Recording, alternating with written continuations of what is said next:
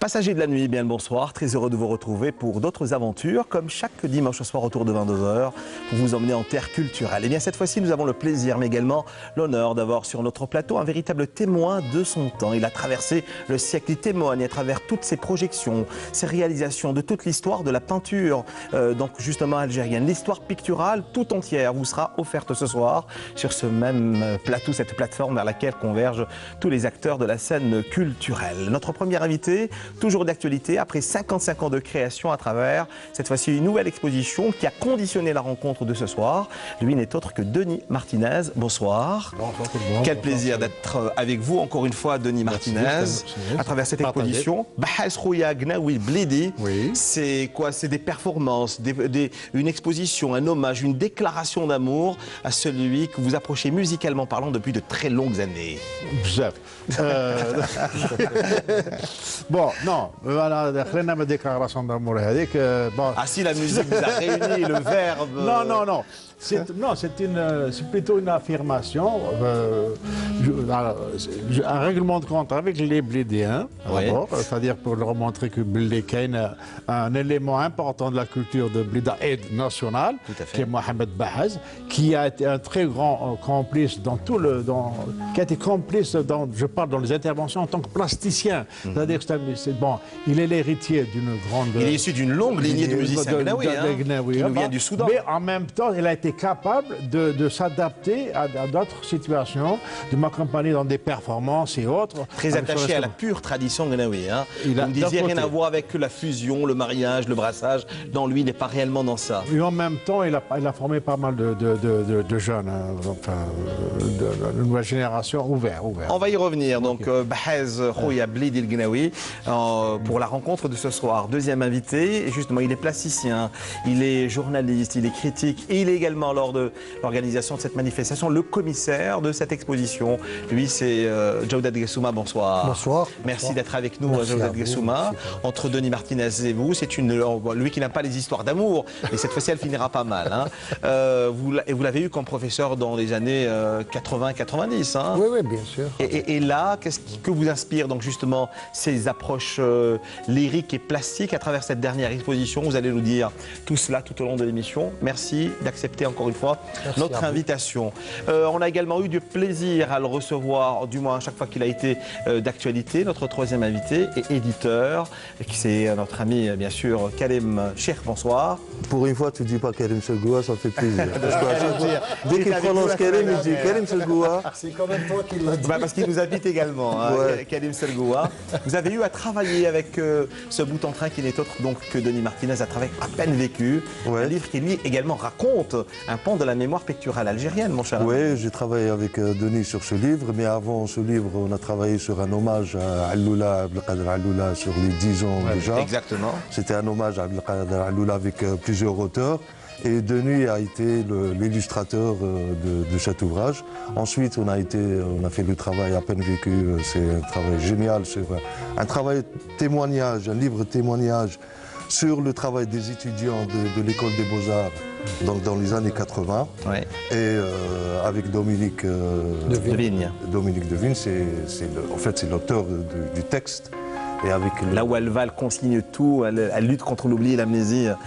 Dominique Devigne, c'est les archives de Denis Martinez. Elle a tout, elle est vidéaste, elle a un travail extraordinaire sur les travaux de Denis, que ce soit en France ou en Algérie, entre autres en Kabylie, mais ailleurs aussi. On va bien sûr y revenir, mais au-delà du livre À peine vécu, mais également l'hommage à Abdelkader Alloula, ce monstre sacré du théâtre, il y a également, faut-il le dire, un rapport avec Khouya Bahaz. Vous avez également un rapport assez particulier avec la musique. Avec Bahaz, c'est autre chose. Avec Bahaz, en tant que, on va dire, un fan déjà de la musique, un musicien bien aussi. Sûr, donc, avéré. J'ai rencontré Bahaz plusieurs fois, particulièrement en Kabylie lors des racontards. Donc je connais un peu son travail. Et ce travail très intime avec Denis, il y a comme une espèce d'osmose, au fait, entre l'artiste peintre et le musicien. Mais pas seulement le musicien, parce que là, on parle... Parce qu'il est pluriel. Hein. Là, on parle de Gnawi. Le Gnawi, c'est pas n'importe quelle musique. Le Gnawi, c'est un peu le blues africain. Exactement. Le Gnawi a une histoire très, très profonde. Très douloureuse aussi. Exactement. C'est un peu les esclaves de cette... Mais lui, il nous vient du Soudan. On va y, un peu et au-delà également. Oui. On va y revenir avec vous, bien sûr. Kalim, je vous rappelle, Chéripi, quatrième et dernier invité ce soir, une voix d'une beauté extrême qui nous ferait découvrir d'autres contrées presque inimaginables à travers ce 5e album. Encore une fois, il a conjuré le mauvais sort. Il a travaillé depuis de longues années avec Denis Martinez. C'est lui justement qui lui a réalisé cet album qui a pour titre Naranja, les fruits de l'enfer. Allez savoir. Bonsoir Fadi Troudja. Bonsoir. Merci d'être avec nous ce soir. Merci à vous. C'est vrai, à travers cet album-là, on est dans plusieurs réflexion, mon cher ami. Hein. Oui, on est plutôt plus dans la contestation que dans la musique. En particulier, d'abord pour le choix de ce fruit, mais également à travers la première plage qui a provoqué... Enfin, vous avez tout fait pour, comment dire, vous avez provoqué une entorse dans le canevas andalou à travers la première plage de cet album-là. Hein. Tout à fait, et je récidive en fait. Oui. En fait, l'entorse est musicale, mais bon, mes amis musiciens et chanteurs donc m'excuseront. Pour avoir un peu intégré un instrument qui est intrus à l'orchestre andalou, qui est donc l'accordéon. Mais bon, mais encore, il faut que les gens nous critiquent. On est toujours dans l'art. Et si on ne nous critique pas, en fait, on n'existe pas. En fait, alors, on doit, je crois, donner le dos. On est bien placé pour le savoir, ça je peux vous le dire. Le fruit interdit, ça n'est plus la pomme, c'est le bigaradier. Tout à fait, oui, tout à fait. Fruit interdit parce qu'il porte en lui-même justement toute une histoire. On va y revenir. De contestation, ouais. Exactement ça. Merci en tout cas d'être avec nous. Merci à vous. Ce soir pour rendre hommage encore une fois à deux artistes. Denis Martinez, et en particulier me disait bien sûr Denis, à Bahaz Rouya Gnawi Blidi, une véritable carte d'identité. Vos questions et vos réactions sur cultureclub@entv.dz. Je disais au sommaire de l'émission Denis Martinez qu'on a eu du plaisir à vous recevoir. Oui. Rappelez-vous de cela il y a quelques années à travers entre autres la présence du regretté Nordine Saadi, Denis Martinez, peintre algérien aux éditions Balzac et le Bec en l'air. Où est passé le grand troupeau? Grande question, encore une fois, on revient aux origines, mais également aux identités souvent meurtrières. Avec La Roité, c'est paru aux éditions d'Aliman. On ne l'a pas trouvé. Hein. Ah, toujours pas. Dans la nature. Oui. Le fameux troupeau, Denis Martinez. Oui, les gens l'ont perdu de vue. Alors ils nous laisseront leur message sur cultureclub@ntv.dz. Avant d'aborder le sujet, mais très brièvement, Denis Martinez, concernant, donc, je le disais, vous êtes l'un des pères fondateurs de la peinture algérienne moderne, de début des années 60 jusqu'à aujourd'hui, presque 60 ans de carrière. Quand on revient, on jette juste un petit coup d'œil au rétroviseur concernant la naissance du groupe Auchem. Pour certains, plus de 55 ans après, c'est une école, c'est un mouvement ou ça a été juste un effet de mode? Bon, l'effet de mode, on est pas, c'est impossible. C'est un mouvement qui s'est fait en réaction à quelque chose et pour protester contre quelque chose, contre une situation à l'époque. Bon, maintenant, j'aimerais bien qu'on le règle ça de façon définitive. Tout à fait. Le groupe Auchem s'est opposé aux menaces de réalisme socialiste et des dangers de l'époque, de l'école orientaliste qui a fait des malheurs sur tout le Maghreb. Bon, et la colonisation a colonisé les esprits dans ce domaine-là et c'est quelque chose de terrible. Toujours habité par le syndrome. Le problème, c'était une réaction contre ça, mais pour la simple raison qu'à l'époque, on voulait imposer ce type de vision dans le domaine des arts plastiques en disant que tout le reste, c'était presque de la trahison nationale si on faisait autre chose que de la peinture orientaliste ou autre. C'est-à-dire que là, les gens qui traitaient de l'abstraction ou autre, machin, ou une liberté autre, étaient presque désignés comme des traîtres, etc. Donc là, c'était une réaction pour dire voilà, Ntouma, vous voulez imposer ça, mais nous, voilà ce qu'on revendique. On a revendiqué, bien entendu, toute la culture populaire arabo-berbère, bien entendu, mais en même temps, avec ça, l'Afrique et toute la culture du tiers-monde de l'époque. Mais c'était simplement une revendication sur le moment. Mais ce n'était pas fait pour être fermé et cloisonné, et non pas. C'était plutôt donner des ouvertures, des racines, donner quelles sont les racines possibles, mais pour monter vers l'oxygène. Hein, ok, d'accord. Et ne pas s'enfermer définitivement. Et on avait aussi ce besoin d'aller vers l'universalité avec des racines bien nourries et qui devaient éclore avec tout l'apport universel. Même si c'est aujourd'hui une école, vous le disiez, ou un mouvement qui vous a échappé, mais à un moment donné, je ne sais pas si vous serez d'accord avec moi, on a essayé d'enfermer cette école-là que dans le signe et dans le symbolisme, Denis Martinez. Oui, non, mais c'est parce que les gens n'ont pas lu le manifeste. Ouais. Les gens, c'est vrai ou n'ont malheureusement pas voulu comprendre cela. Non, c'est vrai qu'à l'époque, nous, on revendiquait toute la culture arabo-berbère parce que c'était un truc. Le mot berbère, pendant longtemps, c'était interdit de séjour. C'est-à-dire qu'à chaque fois qu'on disait ce mot-là, c'est presque, attention, dans la presse on ne te le disait pas, les premiers livres qui ont été écrits sur la peinture algérienne, si je devais parler du groupe Awsam Gulka, parce que c'était interdit, le mot berbère était interdit. Mais c'était parce qu'il y avait un problème à l'époque. Mais maintenant, ce n'est pas le cas. Ce n'est pas le cas. Maintenant, donc il y avait des gens qui étaient à l'époque, qui étaient allergiques à ça, à cette espèce de revendication, qui maintenant se revendique de ça. Parce que vous le savez là. Ouais. Mais d'une façon tout à fait artificielle. Artificielle, je suis désolé. C'est pour ça que je parlais de récupération aujourd'hui. Oui, mais artificielle, ça n'a pas de sens. C'est pas parce que tu reprends un mot, non, où tu vas avec. Il faut, quand tu crées, tu dis des choses, tu racontes quelque chose. Tu dois avoir des choses à dire. Et non pas à plaquer, bon, ça. Non, donc ça c'est... Moi je veux dire une chose. Le Hachem, il est tel que je conçois maintenant. Le Hachem, il est dans tous ces jeunes qui interviennent dans toutes les rues actuellement, partout. Exact. C'est ça Hachem, pour moi. C'est ceux qui viennent en Kabylie de plus en plus, qui viennent, qui ont de la liberté, de la fraternité, benatoum. Ils ont une ouverture universelle au collège. Ils sont là, et les gens les aiment. Ils ne sont pas coincés. Ils revendiquent avec des formes très, très diverses. C'est ça Hachem pour moi. Ils n'ont pas leur... Voilà, on a réglé. Donc ça, vous le restituez à travers Denis Martinez, peintre algérien, je rappelle, avec l'étroite collaboration de Nordine Saadi, c'est chez Les Bons Libraires, chez Balzac Éditions Le Bec en l'air, mais également où est passé Le Grand Troupeau chez Dalimen Éditions. On va revenir à l'actualité de ce soir. N'oubliez pas, question réaction cultureclub@20tv.dz. Bahasrouya Gnawi Blidi, Hkayet Ashara, c'est l'histoire, vous le dites, d'une longue complicité, mais c'est également de contestation, parce qu'aujourd'hui, vous vouliez lutter contre l'enfermement et dire aux gens de Blida et ailleurs que ce n'est pas seulement un artiste qu'on essaie un peu de marginaliser. C'est autre chose. C'est une question d'histoire, de mémoire. Il est question de notre africanité et de nos revendications originelles. Voilà. C'est-à-dire que moi, je raconte des anecdotes. Par exemple, quand vous aimez ça, Denis Martinez, les premiers temps, mais oui, mais l'anecdote raconte des faits, c'est la vie. Par exemple, les premiers temps, quand on a créé le festival Raconta, que j'ai fait venir Bahaz et son groupe en Kabylie, كان الاولين يقول لك هذا جاب مالي جبتوا من المالي vous l'avez amené d'abord pour eux le type négroïde, c'est soit il vient de Ouergla ou de Timimoun, ou alors il vient du Mali ou du Soudan, ou je ne sais pas quoi. Je dis, avec Blidi, Blidi, etc. Bon, donc, ah bon, mais alors les gens, il faut qu'on raconte l'histoire. Il faut que les gens ne connaissent pas leur histoire.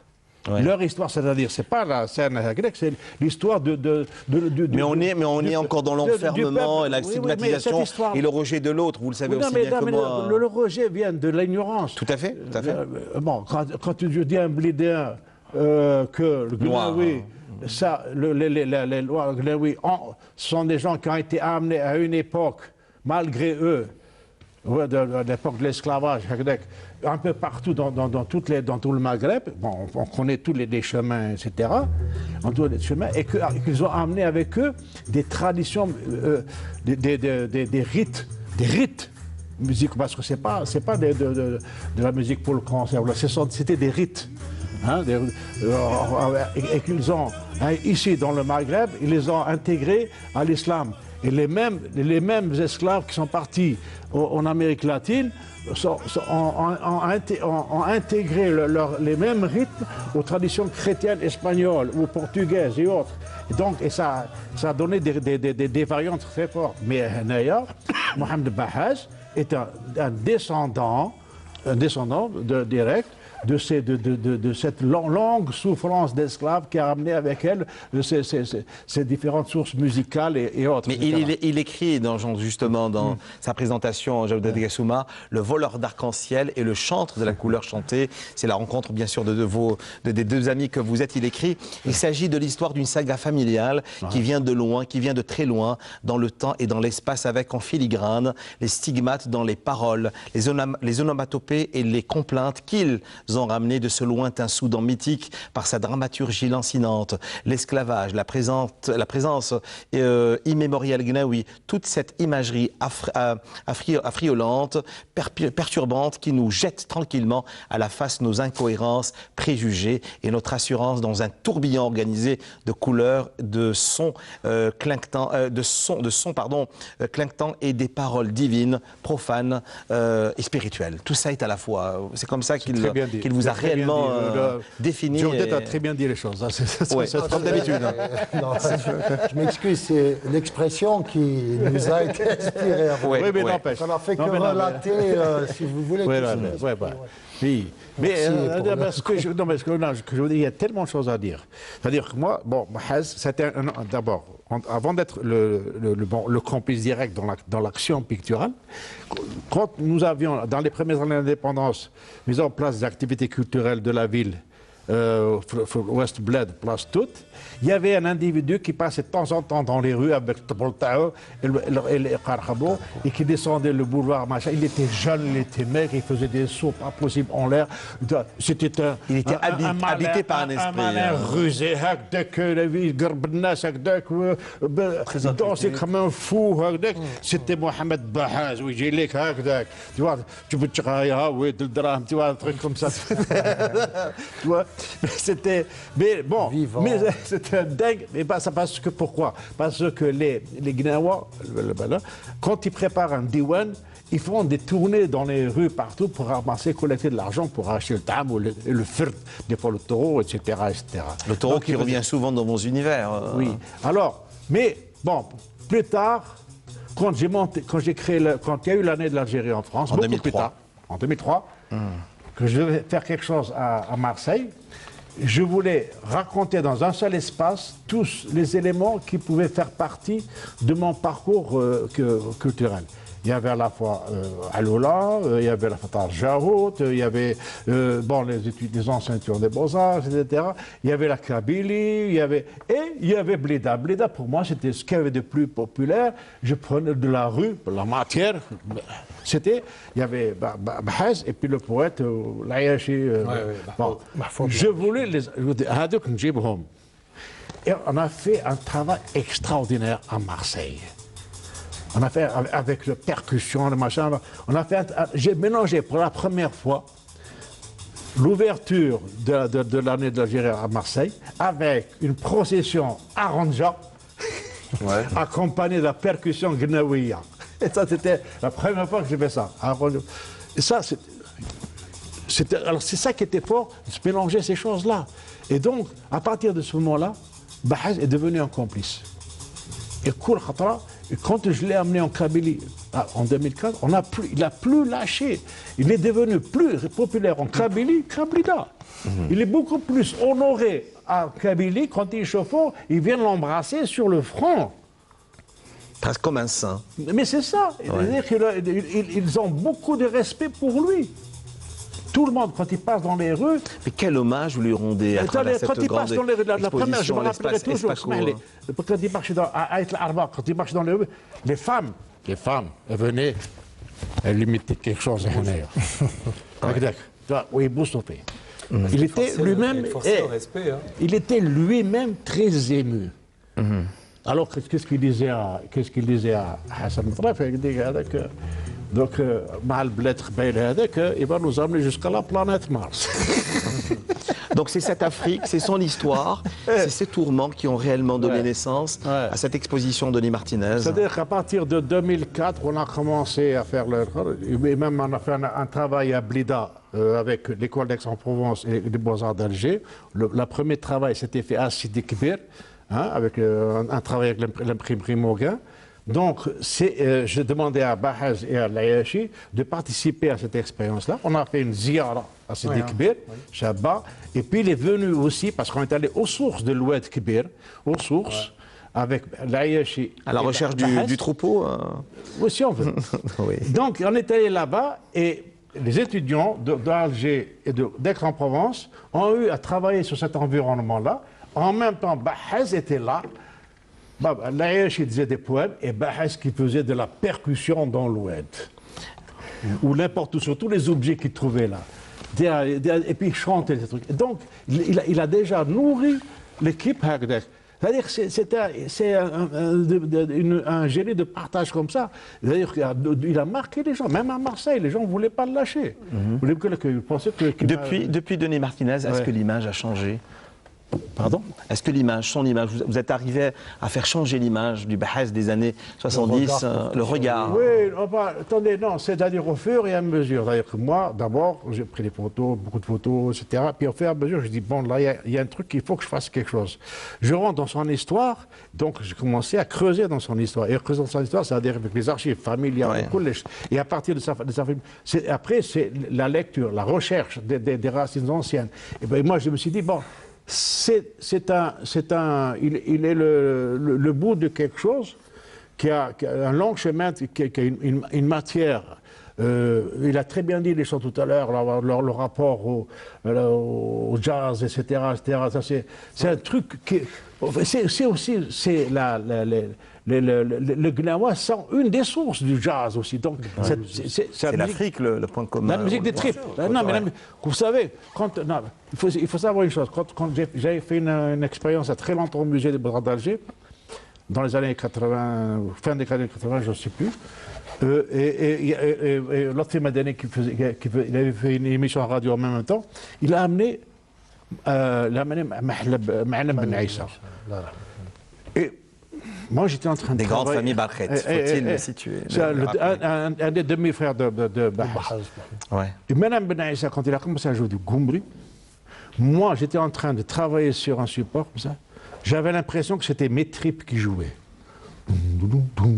Pour moi, c'était l'instrument des tripes.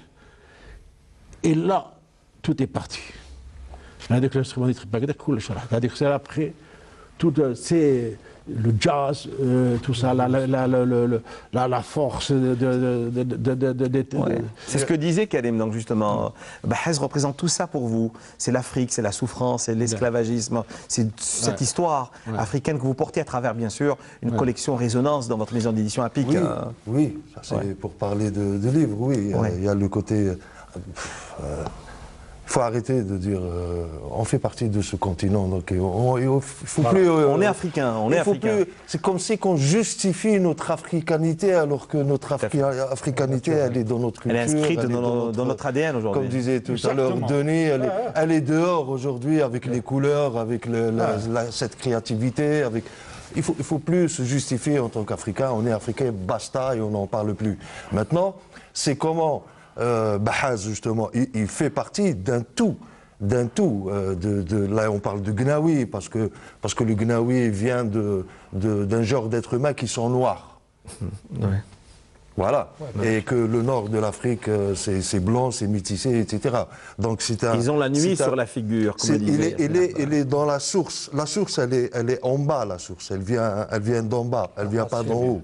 Elle vient d'en bas. Donc elle arrive vers le nord. Et quand elle arrive vers le nord, elle rencontre d'autres cultures. Elle rencontre les Peuls, elle rencontre plein d'ethnies. Après, on est dans cette forme de nomadisme, etc.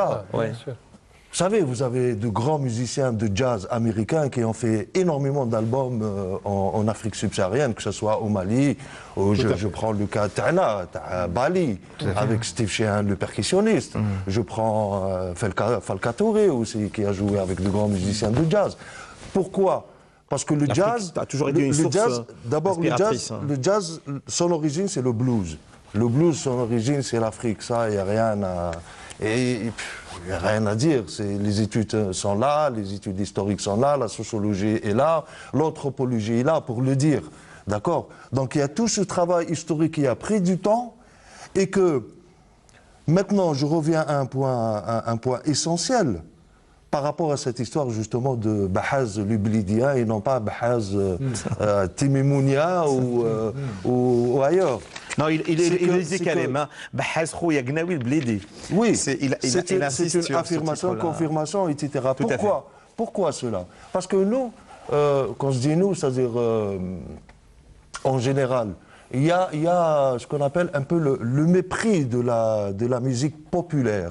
Donc c'est comme si que le Gnawi est une musique c'est comme la musique savante quand on parle d'andalou, et c'est exactement le même problème quand on parle de Sha'bi. D'ailleurs, à un moment donné, il y a eu tout un travail, c'est l'Anqar quelque part qui a imposé le Sha'bi à travers de nouvelles résonances et en y introduisant de nouveaux instruments. Mais c'est ce qu'on appelle le Hagara, c'est-à-dire le Hagara dans tous les sens. Cette condescendance. Oui.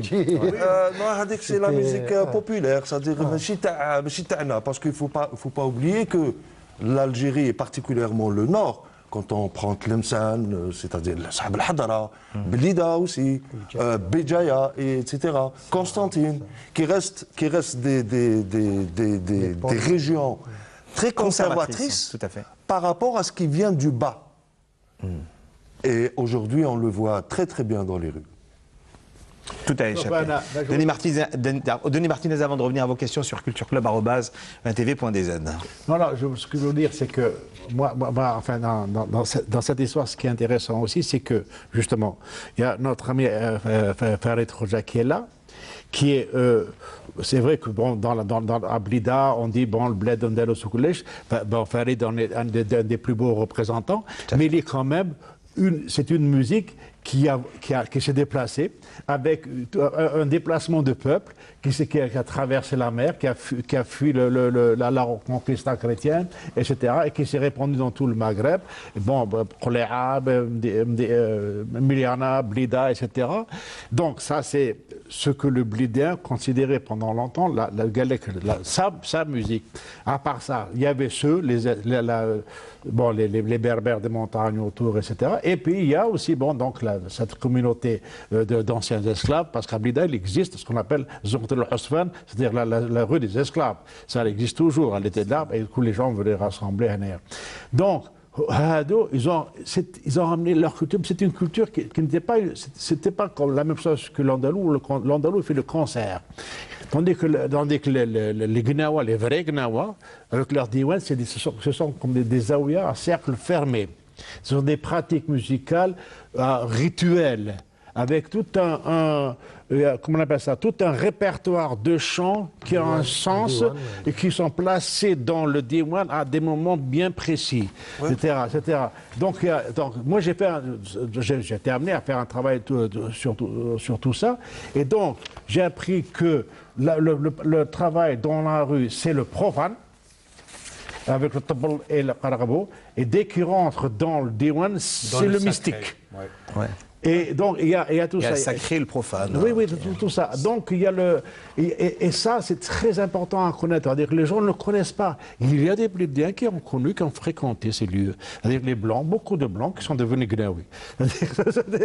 Ça c'est des blancs qui sont devenus gnawi dans la pratique. Dans la zaouia de Blida, il y avait des blancs. Bon, lui-même, Bahaz, c'est un métis. Ouais. Il est de père noir et de mère blanche. Bon, et ce que j'ai su avec l'histoire de Bahaz, c'est que son père et sa tante ont fui Ghardaya. Ghardaya, c'était un des centres d'achat des esclaves, comme Adrar, comme Timimoun, comme Wargla, des lieux de passage. Et les esclaves arrivaient à Ghardaya, ils devenaient ce qu'on appelle les khomri, leurs fils, leurs enfants. C'était les enfants. Les métissés. Hein? Voilà. Donc métissés. Et son arrière-grand-père a été acheté par une famille qui s'appelait Bahaz. Ils ont pris le nom. Donc, les gens qui sont achetés par Bahaz sont après nommé Bahaz. C'est-à-dire qu'ils ne connaissent même plus l'appellation de leurs ancêtres. Exactement.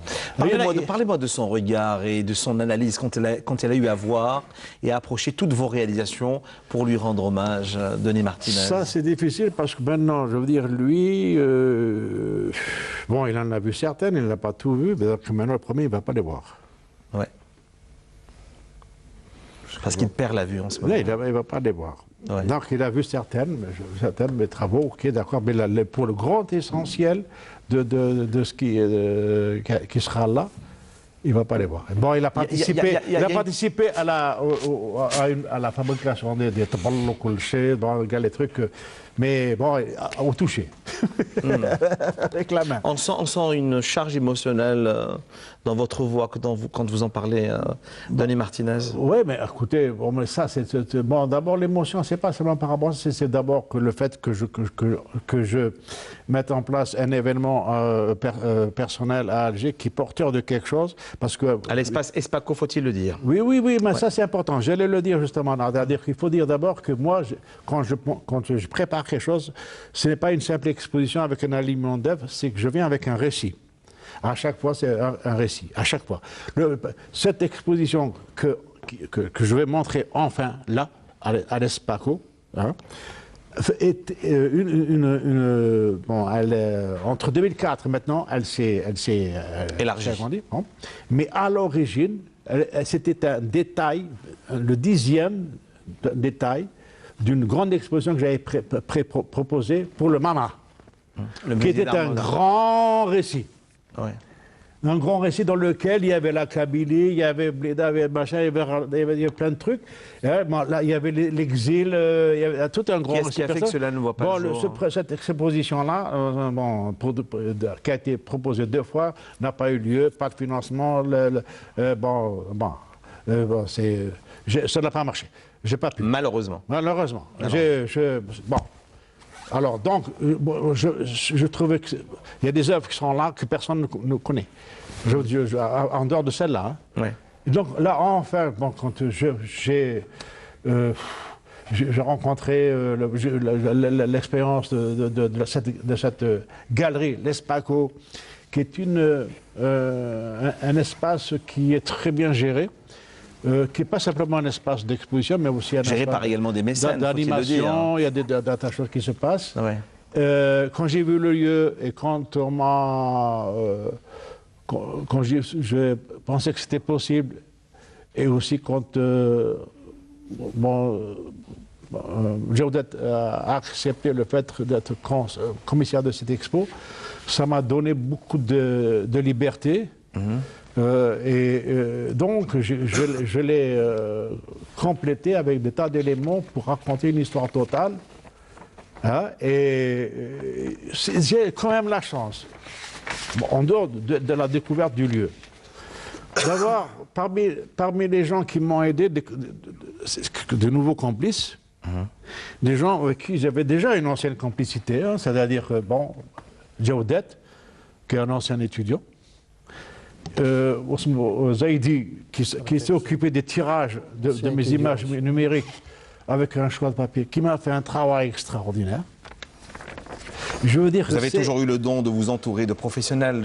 Oui, mais nous sommes maintenant arrivés entre les années 80 et maintenant, il y a des professionnels sur le terrain. Ouais. Mais avec qui je peux avoir aussi une très bonne complicité. Je veux dire, je fais confiance, on se fait confiance. Jawdet Gassouma, quand il écrit Le voleur d'arc-en-ciel et Le chantre de la couleur chantée, il écrit vous concernant Mohamed Bahaz, Khouk Mohamed Bahaz et donc Denis Martinez, il dit ils sont deux, formant les points essentiels du sacré yin et yang, tout cela dans une fête des sens, une fête où l'esprit des choses n'est jamais absent. Ici, il s'agit probablement d'une histoire qui retrace une rencontre, tout simplement sans fioriture discursive, ni parole grandiloquente.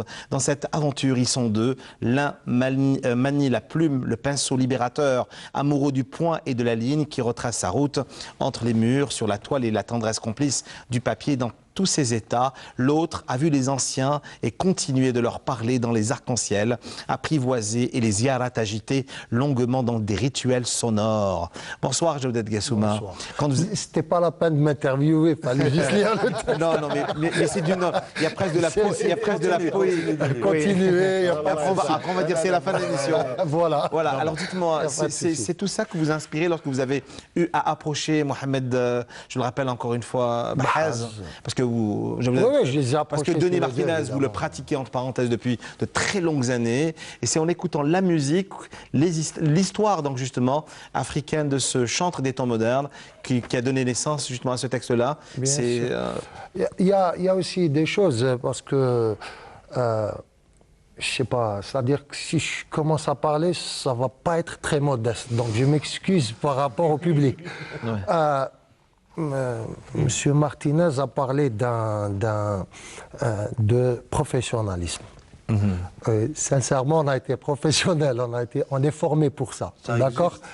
Ça existe, voilà. Donc je m'excuse pas. Peut-être que les gens sont peut-être pas habitués à ce qu'on dise on est professionnel, donc on a fait un travail professionnel. Vous êtes très modeste, c'est connu. Mais merci. C'est une école. J'essaie de l'être. C'est un travail de 20 ans aussi. Bahaz, je le connais depuis un certain nombre d'années et je connais Denis Martinez depuis un certain nombre d'années, ayant été étudiant aux Beaux-Arts. Mais aussi, il y a un travail en amont qui s'est fait. Je prends des centaines de photos de Denis, de son travail, et il y a des images. Le texte que vous avez lu est un texte qui accompagne cette exposition, mais c'est un travail en amont qui a été fait depuis plusieurs mois, du moins pendant plusieurs années. Vous avez eu à revisiter tous ces souvenirs. Je n'ai pas vu, moi, Denis Martinez juste comme un prof. Je l'ai vu aussi comme un artiste qu'on accompagne. Je l'ai souvent accompagné.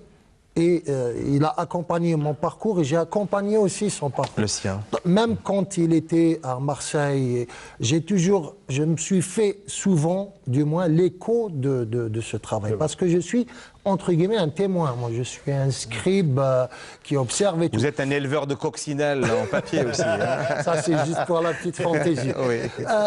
Et donc, le texte que vous voyez, c'est aussi un travail qui a été fait en amont. Moi, j'ai vu des images de Denis Martinez. Il y a tout un mur que le public est invité à voir. Il y a tout un mur qui raconte cette saga qui va faire l'objet d'une parution, on espère, Inch'Allah. Et donc, on a mis 70 images où vous voyez la saga Bahaz. Et qui dit saga Bahaz, c'est 2 siècles d'histoire. Oui, vous parlez de complaintes, vous parlez et vous le voyez sur les murs, il a une œuvre graphique qui est vraiment formidable. Elle est vraiment magnifique. Parce que dans cette œuvre, oui, c'est vraiment une exclusivité. C'est une exposition inédite qui regroupe plus de 50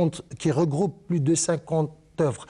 Non déplaise à M. Martinez, qui sont extrêmement contemporaines. Ça, c'est pour les arts plastiques. Mais ouais, il me dit, n'utilise pas trop ce concept Maya, parce que c'est vraiment, ça vient du cœur. Les tripes et tout, ça, c'est vrai. Mais par contre, on a fait des tirages numériques 1 sur 1, c'est-à-dire c'est des tirages numériques, pour parler techniquement et professionnellement, sur du papier Bright à grammage 380. C'est-à-dire qu'on a réellement été professionnel dans la présentation. Il y a des peintures, il y a du dessin, il y a de la peinture, il y a des installations, il y a des référents justement à de direct. Il y a des projections. Et tout.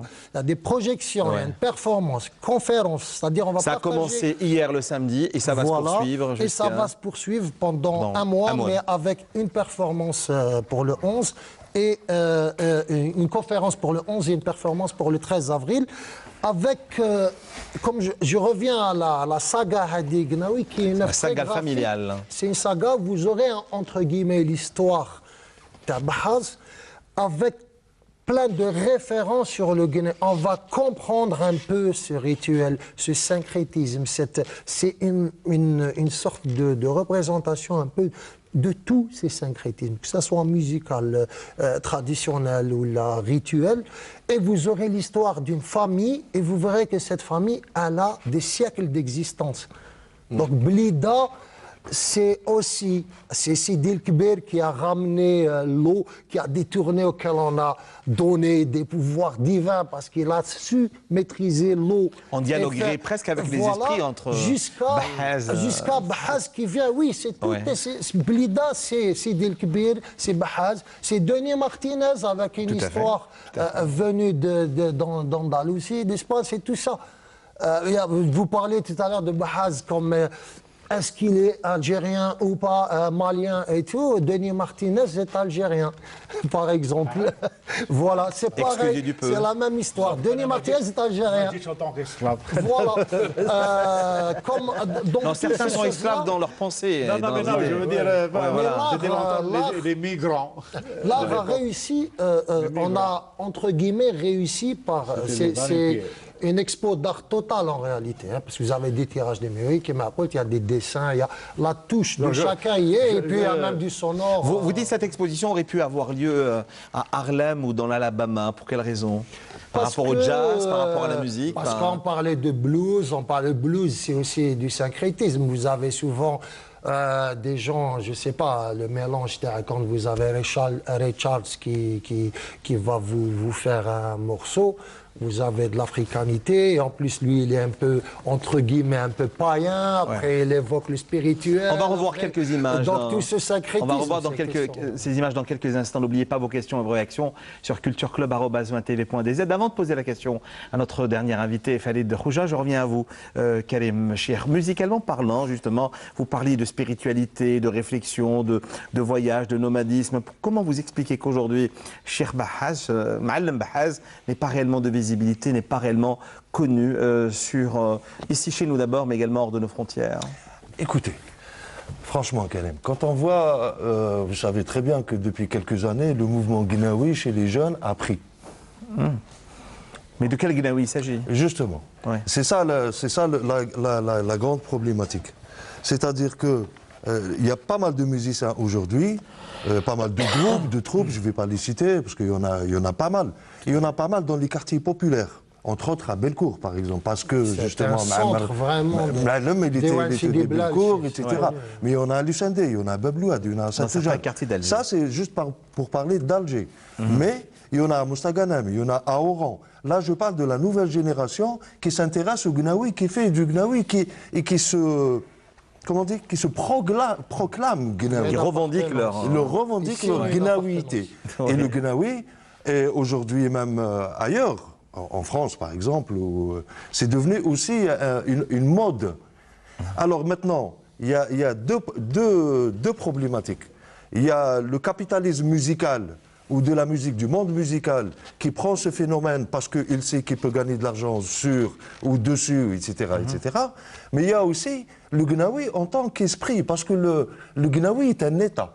Un état d'esprit, tout à fait. C'est un état d'esprit. C'est comme les jazzman. C'est un état d'esprit. On vit dans le jazz, on vit dans le gnaoui, on vit dans le shabi, n'est-ce pas? On vit dans l'andalou, n'est-ce pas? On est habité par ça. La musique vous habite, quelle que soit cette musique. Maintenant, Bahaz n'est pas connu. Ablida, je pense qu'il est connu. En Kabylie est connu. En Kabylie est connu. Maintenant... Mais toute une vie consacrée donc justement à l'esprit gnaoui sans pour autant avoir une visibilité, des enregistrements, c'est quand même malheureux. Oui, ça c'est une autre histoire. Oui, les enregistrements justement du gnaoui, de l'ancien gnaoui. C'est comme Landa qui est parti sur des collections d'andalou, de chabi, de grands chanteurs, etc., etc. Je ne sais pas s'il y en a dans le gnaoui. Pas encore. C'est différent. C'est très différent. D'autant plus, il n'y a pas d'enregistrement. Non, c'est différent. L'andalou, c'est un orchestre qui va jouer sur scène. Oui. Tout ça, ça veut dire que faire un travail avec les gnaouis, il faudra assister à un diwan. Il faut enregistrer tout un diwan. Un diwan, c'est-à-dire, et ce n'est pas un diwan. Quand tu le vis, c'est une chose, mais tu ne peux pas l'écouter sur un disque parce qu'il y a des silences, il y a des sacrifices, tu vois, il y a des... C'est-à-dire un diwan, un vrai diwan, tu sais quand est-ce qu'il commence, tu ne sais jamais quand est-ce qu'il finit. Il peut durer 3 jours. Un diwan, c'est-à-dire qu'avec tout l'entrée, le dakla, le machin, le tam, le machin, le sacrifice. Il peut durer 3 jours, un diwan. Donc, ça, c'est un travail plutôt de film ou autre comme ça. Mais, c'est-à-dire que moi, quand j'ai organisé une soirée de diwan la première fois, enfin, quand on a fait l'expérience avec Blida et Aix-en-Provence, on a organisé un diwan à Bni Merad dans un jardin. Oui. Dans un jardin. Il y avait le groupe de Blida, plus des gens de Qléa qui sont venus. Bon, ils étaient très gênés parce qu'on leur dit qu'il fallait que ça s'arrête à minuit. Déjà, oui. C'est-à-dire que minuit, c'est là où on commence. C'est-à-dire qu'ils ont commencé même. Certains esprits se libèrent. Ah bah oui, c'est-à-dire que si on commence à 8 h, ok, d'accord. Ça met après minuit, c'est là, ça y est, on y est là. Maintenant, c'est là que on est dans une forme de transe. Non, c'est voilà, ça. Donc, ils sont obligés de faire un résumé. Bon, il faut qu'on fasse telle phase, et ça devient artificiel. C'est-à-dire que ça, c'est, tu vois, c'est exactement le même problème que le Halil se retrouve aujourd'hui à Timimoun. Oui, oui. Alors, quand je vois on a quand même essayé de folkloriser à Timimoun. C'est maintenant, récupérer, folkloriser. Ce qu'il faut, c'est enregistrer chant par chant. D'accord. Mais chant par chant, tu as le... Et on a fait un très bon mariage ce soir-là, Denis. On avait commencé par l'andalou et on l'avait arraché avec le diwan de Mohamed. Ah oui, c'est vrai. C'était excellent. J'y ai participé. Il y avait aussi avec nous Nordin Saoudi. C'est ça. Voilà, donc on avait commencé par des chants. Enfin, vous n'êtes pas aussi conservateur que ça, en fin de compte. Hein. Vous, les gens, sans pour autant vous enfermer dans un... Nordin Saoudi, grand artiste, on est aussi inspiré. Vous savez, donc on avait commencé par des morceaux empruntés donc au registre profane et on l'avait enlevé avec le diwan de Bahaz et qui a donné une sorte d'habillage très très très mystique à toute la soirée, y compris la partie andalouse. J'ai même entendu dire que Denis Martinez avait dans ses coffres des enregistrements exclusifs entre Cheikh Bahaz et vous, mon cher ami. Oui, mais c'était une soirée mémorable. Hein. D'ailleurs, le cadre s'y prêtait, donc il faisait noir parce qu'on n'avait que des bougies parsemées ici et là dans le diwan. Dans le diwan. Pour inviter les esprits de la nuit. Oui, pour invoquer les esprits, pour les inviter à participer. Installer l'ambiance. Il fallait installer l'ambiance. Créer l'ambiance, conditionner. Et puis dans la piscine, dans le bassin, il y avait Mahfoud aussi, qui avait inscrit et non pas peint sur les parois de ce bassin des dessins qui étaient quand même prémonitoire par rapport à ce qui allait se passer ce soir-là. Donc, on est réellement aujourd'hui dans le dialogue entre l'esprit sacré, l'esprit oui, tout à fait. Parce que tout à l'heure, Anta Diop, dans son livre, dans son grand livre Barbarie ou Civilisation parlant de l'Afrique, il parlait de 2 Afriques. Mais bon, en fait, il n'y a pas 2 Afriques, il y a une seule Afrique. Les deux, même s'il y a 2 Afriques, mais ce sont 2 Afriques qui se parlent, hein, qui s'aiment et qui se réconcilient de temps en temps. Qui peut même se confronter. Bon, en fait, quand on parle de Zelieb tout à l'heure, je vais peut-être parler de Zelieb. Bon, Zelieb, était aussi noir, en fait. Il avait transporté avec lui de Damas jusqu'au cours d'Andalousie tout le savoir arabe. Mais arrivé en Espagne, enfin en péninsule ibérique, il a quand même trouvé un terreau qui a été beaucoup plus favorable à donner vie à une autre forme d'expression qui est la musique andalouse et qui a fait quand même, qui a rompu avec les codes de la musique classique de l'Orient oriental, donc de l'Orient. Et il a révolutionné en fait toutes les formes d'expression, la musique, la cuisine, mais vous-même avez été en rupture avec les codes andalous dans la première chanson de cet album, mon cher ami. Oui, en effet, enfin, si vous me permettez juste rebondir sur un fait que c'est tout le mérite, c'est-à-dire si cette musique nous est parvenue jusqu'ici en Algérie, c'est grâce justement au grand travail de Zelieb, parce que c'est lui qui a arraché cette musique du palais et c'est lui qui l'a démocratisé. Elle a échappé. Voilà, donc il a fait sortir des grands palais et elle a été donc démocratisée et donc toute la populace arabo-andalouse l'avait accueillie et dans les troubadours, etc. Donc les textes que nous chantons dans la musique arabo-andalouse, c'est du zajel et c'est l'arabe de la rue, ce n'est pas l'arabe parlé dans les palais. Donc il y a une forme de démocratisation et puis aussi, lorsque la musique arabo-andalouse est arrivée à Blida et dans les grands pôles culturels algériens, eh bien, elle n'était pas destinée à une élite.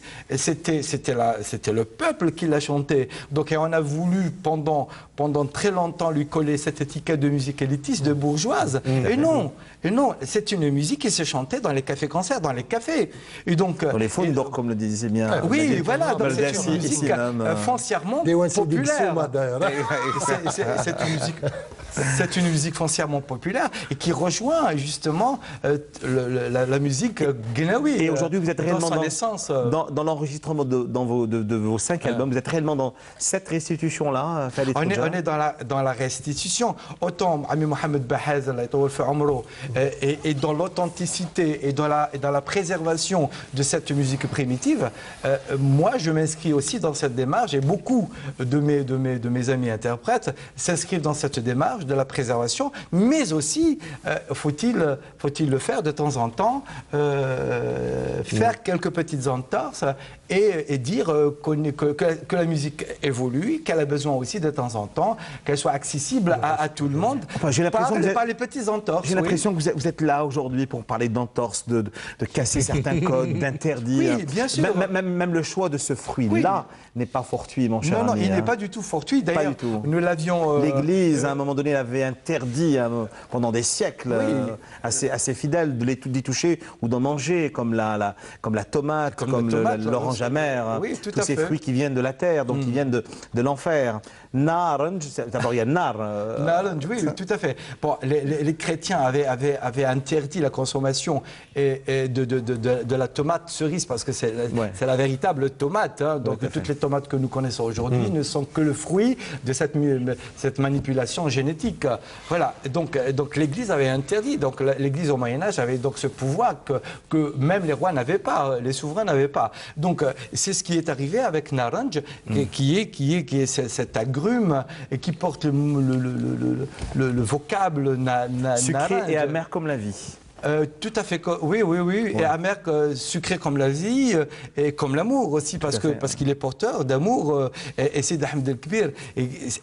Grâce à qui, justement, ce Naranj, cette bigarade, est arrivé donc à la faveur donc de la reconquête de l'Espagne. Donc nous avons beaucoup de... Bon, c'est peut-être l'histoire, mais Blida a beaucoup... Mais tous vos albums racontent des histoires, oui, tout à fait. Vous thématisez pratiquement tous vos albums. Hein, tout à fait, parce que c'est le seul fruit qui reste à Blida, qui est témoin de cette époque glorieuse et qui nargue aujourd'hui les habitants de Blida qui ont tendance à mésestimer leur legs ancestral. Donc c'est un fruit, c'est un agrume qui quand même reste quand même debout.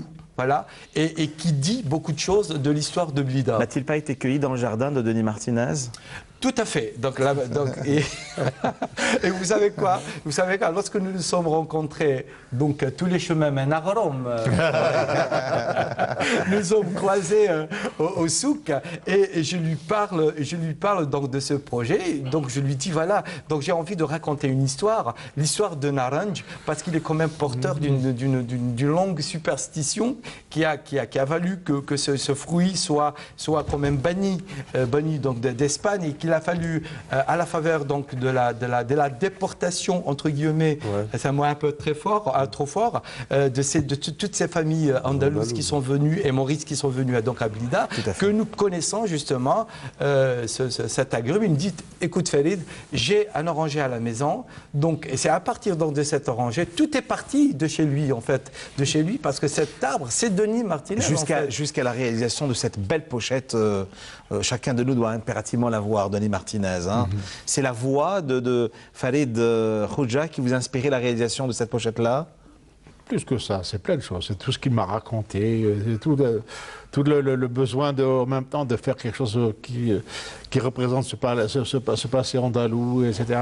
Pour moi, c'est voilà, c'est Sidi Kbir, c'est l'eau, c'est la vie, c'est l'amour. Ça coule de source. Et, ben oui, et puis la couleur rouge, il l'avait choisi par rapport justement à cette thématique. Hein. La bigarade est rouge, bon, elle est orangeade, mais c'est la couleur en fait de l'amour. Et c'est aussi la couleur du sang, c'est le sacrifice, parce que les Morisques ont fait beaucoup de sacrifices, et grâce à ce sacrifice qu'ils les massacres ont de fait, l'église, voilà. Donc ils ont apporté avec eux tout ce qu'ils pouvaient apporter, donc et ils l'ont donné à la ville, donc aux habitants de Blida, et voilà, et donc nous leur sommes redevables toute notre vie. Hein, donc. Et la voix, plutôt la musique, l'instrument de Mohamed Bahas serait-il quelque part ici?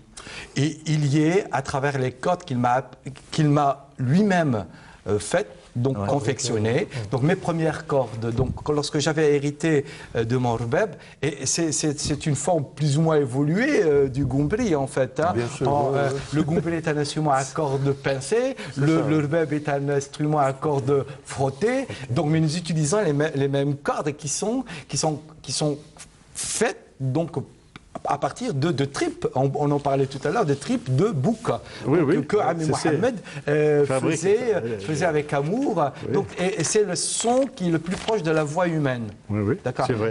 Autant le goumbri, quand on le tient, donc il est un peu plus viril, bien sûr, c'est un instrument beaucoup plus basse. Et donc, mais il est en communion justement il est en fusion avec les tripes, avec le corps d'une manière générale, et le rbab aussi, puisqu'on en joue que sur une seule corde, mais ce sont des sons, ce sont des sonorités qui rappellent le goumbri, qui rappellent toute cette souffrance dont étaient donc victimes toutes les personnes déportées, y compris ceux qui nous viennent de très loin, donc d'Afrique ou de la péninsule ibérique. Donc on a quand même un dénominateur commun, et c'est grâce à lui que j'ai.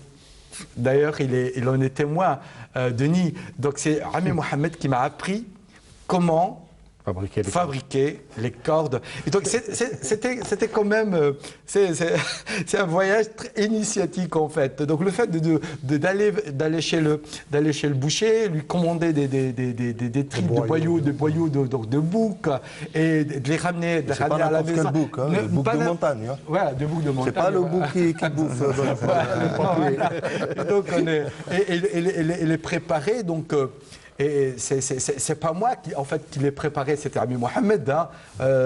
Même si c'était mes mains, même si c'était toute ma volonté y était, mais c'était Ami Mohamed, c'était ses enseignements. En tout cas, je voulais vous dire que de votre album transpire la bonté et la beauté des chants anciens qui nous parviennent. Ça, je le conseille vivement à ceux qui nous regardent ce soir. Ça s'appelle Naranj de notre ami Farid Khouja, qui, encore une fois, lui aussi, comme Ami Mohamed, conjure le mauvais sort à travers certains esprits avec ce 5e album en vente libre chez les bons disquaires. Voilà, donc vous l'aurez certainement remarqué, hein, que ce soit la parution d'un livre, la sortie d'un film, le montage d'une pièce de théâtre, tout cela n'est que prétexte pour venir à votre rencontre chaque dimanche soir pour une émission de débat. Et pour cette autre exposition, celle bien sûr de notre premier invité qui, encore une fois, a conditionné la rencontre de ce soir, à savoir Denis Martinez, Bahas Rouya Gnawi Blidi, ça s'appelle Hakayet Ashara, c'est l'histoire d'une longue amitié, d'une longue complicité. Voilà, ça a commencé hier le 6 et ça va se poursuivre un mois durant, donc à l'espace Espaco à Al Achour. Je tenais à vous remercier, Denis Martinez, d'avoir fait une halte sur ce plateau, mais également au commissaire, mais il est aussi pluriel, vous l'aurez certainement remarqué, Jaoudet Gessouma. Un grand merci à vous, Karim Cheikha. À très bientôt, j'espère. Et Farid Khouja, revenez-nous vite. Hein. Et c'est quoi une série de concerts, nos portes vous resteront toujours ouvertes. Voilà donc, voilà, c'est déjà la fin de l'émission. Je voulais par la même occasion, si vous le permettez, la dédier à celui qui pendant plus de 49 ans m'a guidé sur les chemins du savoir, des sciences et surtout du pardon. À mon père qui nous a quittés il y a seulement quelques jours. Voilà, donc ça passe tellement vite, 49 ans, 50 ans. Eh bien, à Dieu nous appartenons et à lui nous reviendrons, papa, dors du sommeil du juste jusqu'à l'heure des retrouvailles. J'aurai plaisir de vous retrouver la semaine prochaine pour d'autres aventures, ici même même. Gardons le contact sur la page Facebook de l'émission, cultureclub@ntv.dz, et que la nuit vienne reposer et apaiser nos esprits parfois si tourmentés. Merci messieurs, merci à vous et à la semaine prochaine.